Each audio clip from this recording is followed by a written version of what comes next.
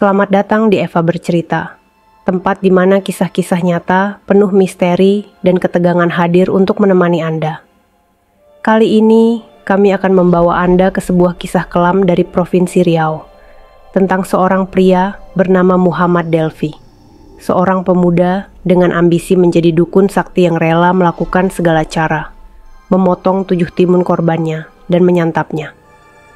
Kisah ini tidak hanya menyajikan horor dari kejahatan yang dilakukan, tetapi juga membuka kisah mendalam di hati keluarga para korban. Mari simak kisah lengkapnya, hanya di Eva Bercerita. Jangan lupa untuk like dan subscribe untuk membantu biaya kuliahku. Di Provinsi Riau, tepatnya di kawasan Perawang Tualang, Kabupaten Siak, hidup seorang pria bernama Basri Tanjung. Ia memiliki riwayat sering menikah dan bercerai hingga sebanyak 6 kali. Basri berprofesi sebagai dukun. Menurut cerita, ia adalah seorang dukun yang ahli, memiliki kemampuan menerawang dan ilmu kebal. Banyak warga sekitar yang datang kepadanya untuk berobat atau meminta bantuan menemukan barang yang hilang. Sementara itu, istrinya sehari-hari bekerja sebagai pedagang sate. Pasangan ini memiliki 3 anak. 2 di antaranya sudah hidup mandiri, sedangkan anak bungsu mereka, Muhammad Delfi atau kerap dipanggil Buyung, masih menganggur tanpa pekerjaan tetap. Delfi tidak menyelesaikan pendidikannya di tingkat SMP. Tubuhnya pendek dengan raut wajah yang selalu tampak murung. Masyarakat sekitar mengenalnya sebagai sosok yang pendiam, tertutup, dan jarang berinteraksi sosial. Namun, ia cukup ramah terhadap anak-anak dan sangat mengidolakan bapaknya, Basri Tanjung, sebagai seorang dukun.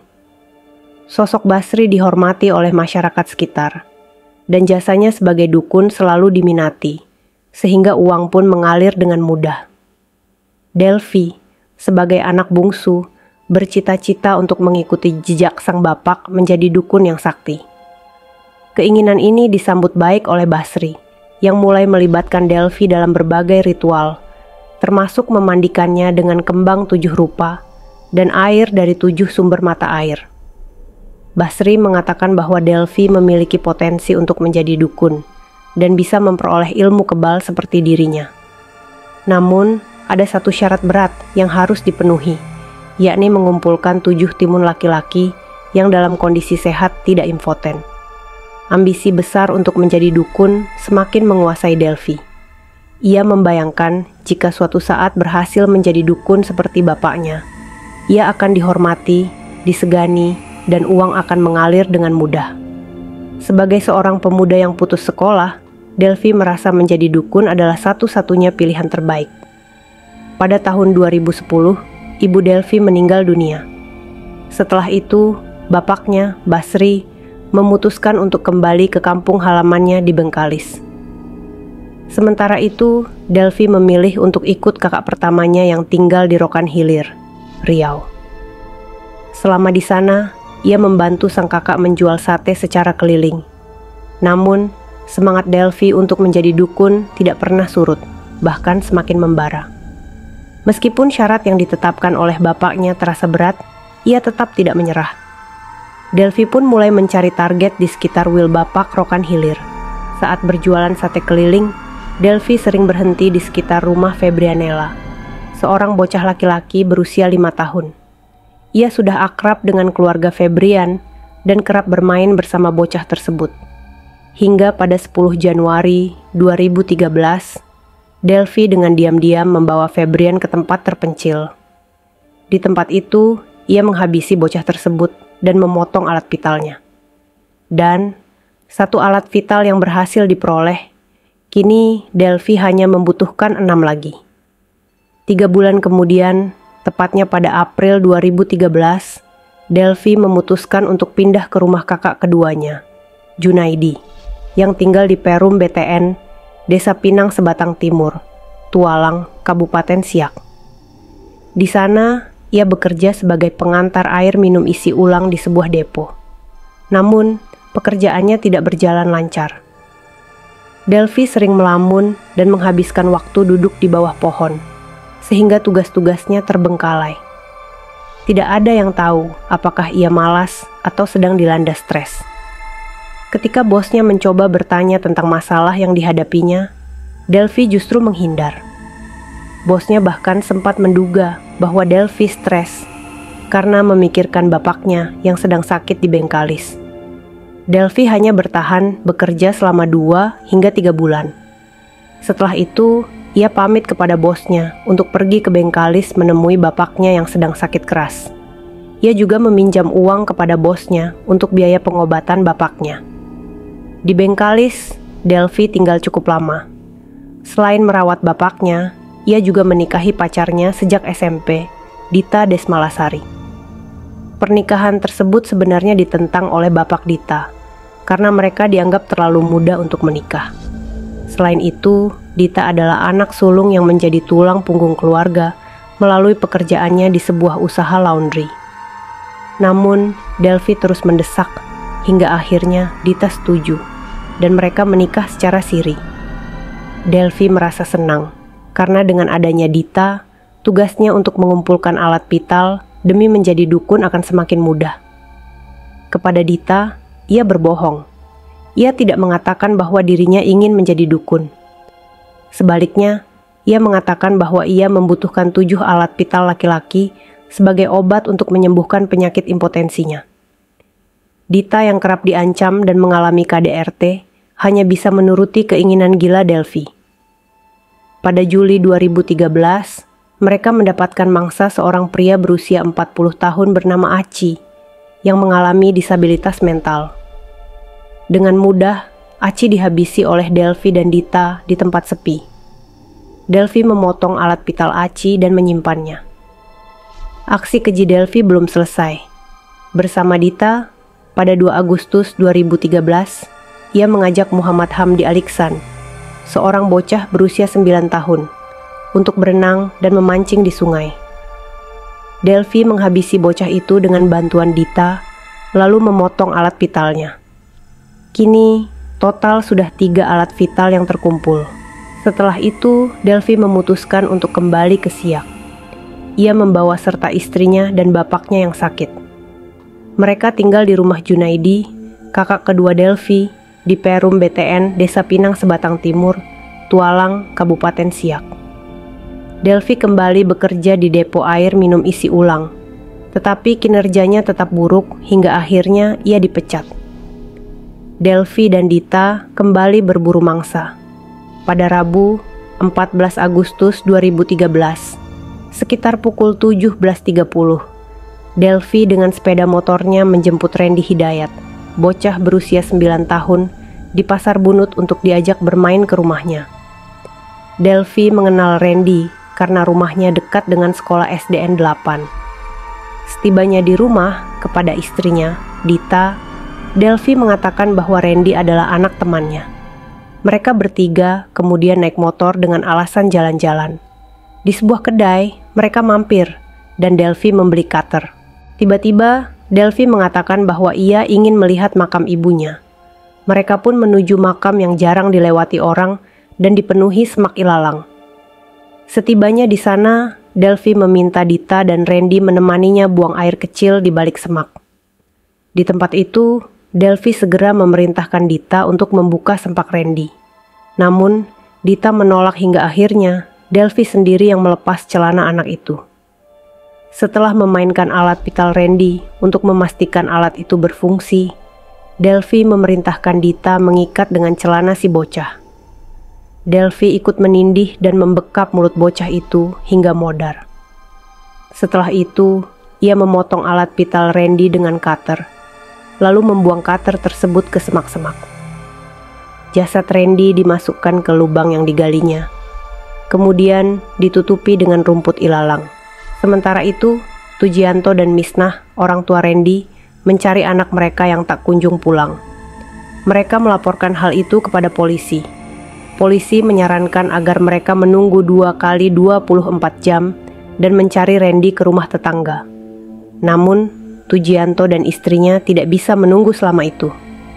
Bersama warga lainnya, mereka bergotong royong mencari Randy. Setelah 2 hari kejadian dan Randy tidak ditemukan juga, Tujianto kembali melapor kepada polisi. Namun, polisi hanya meminta foto Randy. Selama masyarakat heboh mencari Randy, tidak sekalipun polisi datang membantu.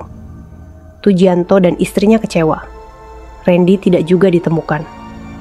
Sementara itu, Delvi dan Dita bergerak bebas dan pindah ke Bengkalis. Pada Maret 2014, Basri Tanjung, sang dukun dan bapak Delvi, meninggal dunia. Kepergian bapaknya tidak menyurutkan semangat Delvi untuk menjadi dukun. Ia kembali mencari mangsa di Bengkalis untuk memenuhi syarat menjadi dukun yang memiliki ilmu kebal mumpuni. Pada 16 Maret 2014, Delvi dan Dita kembali membunuh seorang bocah bernama Muhammad Akbar, berusia 9 tahun. Kini, sudah 5 alat vital yang terkumpul. Tak lama kemudian, pernikahan Delvi dan Dita yang masih seumur jagung bubar. Sejak awal, pernikahan itu memang bermasalah karena Delvi sering mengancam dan melakukan KDRT terhadap Dita. Dita kembali ke rumah orang tuanya di Tualang, Siak. Delvi juga kembali ke Siak. Niatnya untuk memenuhi syarat menjadi dukun semakin menggebu. 5 alat vital telah terkumpul, tetapi ia masih membutuhkan 2 lagi. Kini, ia harus mencari pengganti Dita untuk membantunya dalam aksi keji tersebut. Pada Minggu, 29 Juni 2014, sekitar pukul 17.30, di desanya, Pinang Sebatang Timur, Tualang, Siak, Delvi menawarkan kerja sama kepada kenalannya, Supian alias Pian.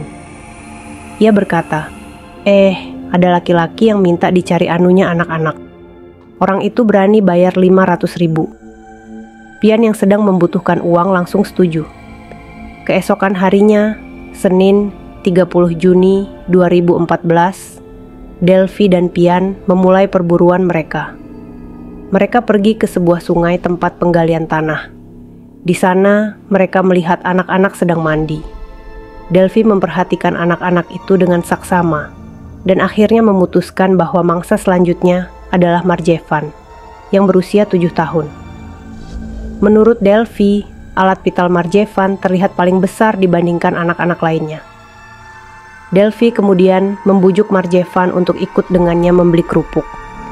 Dengan sepeda motor, Delvi, Marjevan, dan Pian berboncengan.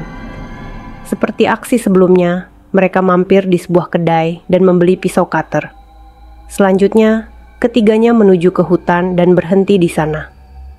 Delvi menyuruh Marjevan membuka celananya, lalu memeriksa alat vital bocah itu. Setelah memastikan alat vital tersebut berfungsi dengan baik, Delvi memberi aba-aba kepada Pian untuk mencekik sang bocah. Marjevan tewas, dan Delvi segera memotong alat vitalnya menggunakan cutter. Jasad Marjevan kemudian ditutupi dengan daun-daun, dan mereka meninggalkannya begitu saja di hutan. Kini Delvi hanya membutuhkan 1 korban lagi. Pada Jumat, 18 Juli 2014, sekitar pukul 12 siang, Delvi dan Pian kembali berburu di kawasan Bunut. Mereka melihat 3 anak laki-laki, yaitu Fema Maideva, Daud, dan Mawa. Delvi bertanya pada Pian, bagaimana kalau kita habisi mereka? Pian setuju karena ia membutuhkan uang.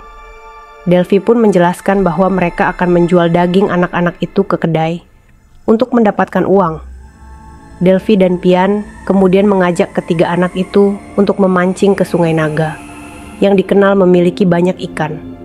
Namun, karena mereka tidak bisa semuanya naik sepeda motor, Daud ditinggalkan, dan Delvi serta Pian hanya membawa Fema dan Mawa ke Sungai Naga. Di sana, mereka memancing, tetapi tidak mendapatkan ikan sehingga mereka pindah ke Sungai Kencong. Setibanya di Sungai Kencong, Delvi memutuskan untuk menjalankan rencananya. Ia mengatakan bahwa ia membutuhkan parang dan bantuan 1 orang lagi. Delvi lalu menyuruh Pian mengajak Diki Pranata, seorang siswa SMA yang merupakan kenalannya. Pian pergi seorang diri dengan sepeda motor ke rumah Diki dan mengajaknya memancing ke sungai. Ia juga meminta Diki membawa parang. Mereka mampir di kedai tua milik Sinaga di Jalan Kantor Camat, Desa Pinang Sebatang Timur. "Mau beli daging sapi enggak?" tanya mereka kepada si naga. Setelah tawar-menawar, si naga membeli 3 bungkus seharga 105.000. Selanjutnya, mereka mendatangi kedai tuak milik Tiomina Sitinjak di Jalan Gajah Tunggal dan menawarkan 3 bungkus daging sapi. Tiomina membelinya seharga 85.000. Sebagian uang hasil penjualan diberikan Delvi kepada Pian. Sebagian lagi ia gunakan untuk memperbaiki motor. 1 kantong plastik yang berisi alat pital disimpan oleh Delvi. Kini lengkap sudah 7 alat pital yang dikumpulkan Delvi. Keinginannya untuk menjadi dukun sakti hampir tercapai. Namun, kejahatan mereka mulai terungkap. Sementara itu, orang tua Fema Maideva kebingungan karena anak mereka tidak kembali ke rumah. Mereka mencari ke berbagai tempat, tetapi tidak berhasil menemukannya. Akhirnya, mereka melapor ke Polsek Tualang. Kabar hilangnya Fema segera tersebar di antara warga desa. Warga mulai mengingat 2 kasus hilangnya anak di Tualang, Siak, yaitu Randy Hidayat pada Agustus 2013 dan Marjevan Gea pada Juni 2014. Hal ini memunculkan dugaan adanya penculikan anak di desa mereka. Polisi segera melakukan penyelidikan dan mendapat informasi bahwa Fema terakhir terlihat bersama 2 anak lainnya, Mawa dan Daud, yang diajak 2 pria memancing ikan di sungai.